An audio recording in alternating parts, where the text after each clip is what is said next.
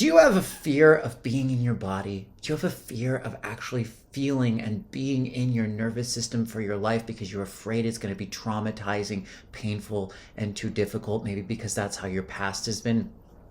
This video is going to help you to understand the benefits of actually embodying and what happens when we don't.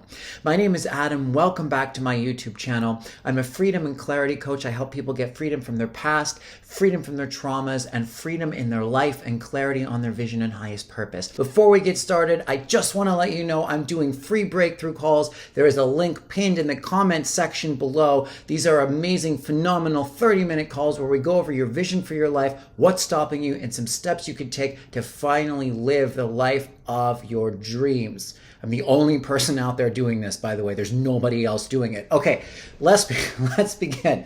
Somatic healing. A lot of the clients I have, a lot of the people I know, myself, have been very afraid. Jesus, we're just going to fucking leave that shit in. I've been very afraid of embodying. Why?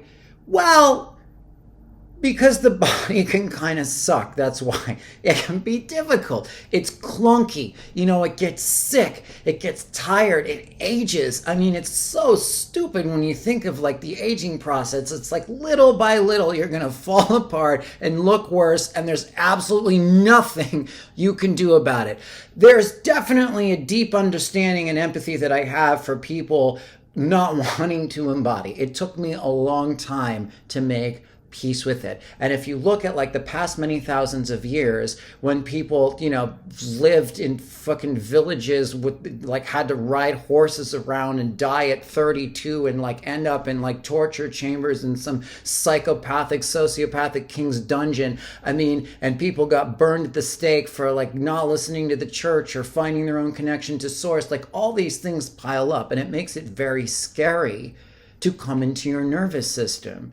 It also makes it very scary when, all day, every day in the news, we just see pictures of people in war and blown up and trauma. And it's basically everywhere you go, the message is fucking Earth sucks. It's really difficult to be a human. All you're going to do is suffer and struggle, etc. Over many lifetimes and through childhood and through all the trauma, it makes sense that we get to the point where we're like, I don't want to fucking be here. I don't want to be in this thing. Like all it does is feel pain and break down and have problems. And there's some truth to that. The thing is, what about all the other things? What about all the joyful things that occur in a nervous system? See, a lot of the programming has demonized those things, which makes it like, well, what am I going to be here for if all the good things are the devil and the only things that are okay is like suffering? What about sex with somebody that you deeply love in a human body? What about like deep, long, like extended states of joy and bliss and inner peace, which is all very, very possible. It's all very possible. The thing is, when we don't embody, we stay like in one world between worlds. We kind of want to connect to spirit and we leave. But we don't fully connect to spirit because we have this commitment to be human. And if we don't fully commit to be human, we're in this like no man, no woman land space, just kind of floating around. And that's when it gets really tricky. And that's when it gets really painful, because you're not in your body. Other things get into your body because your energy is not guiding your nervous system and you're not trusting your own body's wisdom. What happens is things happen and they don't resolve. Sicknesses occur, ailments occur, and they don't clear. When you let your soul energy, when you let your higher self energy come down into your nervous system, it connects to your own body's internal wisdom. And it can move these sicknesses, ailments, things out of the way so fast. And I've read a number of stories of people who've had near-death experiences, and they come back and like everything they had is gone. Because the soul comes back into the body and it just goes through with this like deep connection to spirit and grounds it in and just takes over. A lot of times people get stuck in programming. They get stuck in the news media. They get stuck in the division, left versus right, liberal versus conservative, like all the different seesaw battles we have that are just based in separation. People get stuck in that programming because their higher self is not in their body. So there's no divine source there to guide them in any other way. All that's there is the shit that's being thrown at you all day to program you. But the point of the shit being thrown at you is to push you out so it can get in. You gotta be like, no, motherfucker, this is my vessel. This is my life. I'm coming down here, and if I'm here, you can't be here. But if I'm not here, you know, it's like a house with no guardian, with no alarm system, with no one in it. People are going to start squatting. I mean, no, and the cops aren't going to come because, you know, you own this house. So a lot of the trauma, if not all of the trauma at this point, comes from you not being in your body. It comes from you not being present. You heal in the present moment. The body is the point in space-time in a human life that represents the present moment. So when you are fully in your body, you become fully in the present. And all those things clear up. Cancer, what my understanding of cancer is when a group of cells get separated from the rest of the cells and kind of go rogue and start doing their own thing. Okay? So anytime there's a separation, there's sort of like a darkness that occurs in a sickness. So if you're separated from your body, your whole body almost becomes kind of cancerous in a way, becomes sick. So the answer isn't like, oh, let me resist this because it's painful here. It's let me come down there and face it. And when I do that, everything clears out. The spiritual awakening process really is, it's like the higher self and the soul coming more into the human and clearing out all of the debris and the crap. And when we understand that, at least we understand the mechanics of what's going on, we can be more open to it. And we also have a choice in how it plays out. We can ask for remediations. We can ask for it to be easier. We can ask for it to be gentler.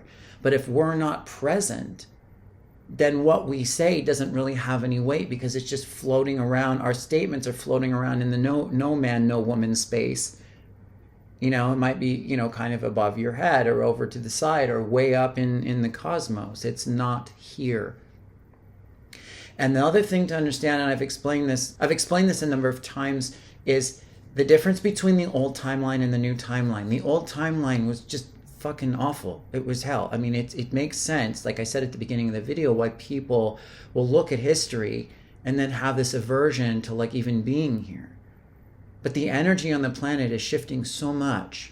That's why all this self-development stuff is out there. It's why like the coaching industry is like one of the most oversaturated industries known to man, because everybody's waking up, and when they wake up, they want to be of service. And as more of us do this, the collective consensus raises, and it becomes easier and easier and easier to heal. The energy moves more fluid. It moves faster. I'm noticing that within myself, within my clients. Things clear 10 million times quicker than they did even 5 years ago, let alone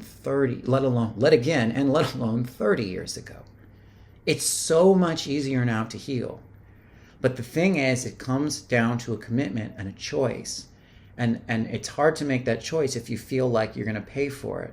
But just know that when you choose to be here now, when you choose to embody, when you choose to come into your nervous system and embrace everything, like the healing can happen incredibly fast. And what we know so well, the suffering. We know like how to create infinite suffering in 473 trillion different ways. What we don't know is how many different ways can it be good? And these are questions we want to start asking. How many different ways can we feel good in a body? And what if that's your job now? What if it's like, fuck all the religious programming? Fuck all the trauma. It's your job to come down into your nervous system and find all the different things that make you feel good. Now, if like raping someone makes you feel good, you probably got an issue, and I wouldn't recommend that. But sex, love, eating, I mean, like dancing, like there's a million things you can do that don't hurt anybody if they're consensual. And so long as it's not hurting anyone else, There's nothing wrong with it. I mean, pose that question to yourself. How many different ways could I feel good? How many different things can I do that feel good? Try to find one thing every day to do that feels good in your body. And as you do that more and more, there's less and less things you even need to do because you just feel good for being present. Let me know how this goes. Let me know if you have any questions, concerns that come up. I have a free energy clearing, and there's a description.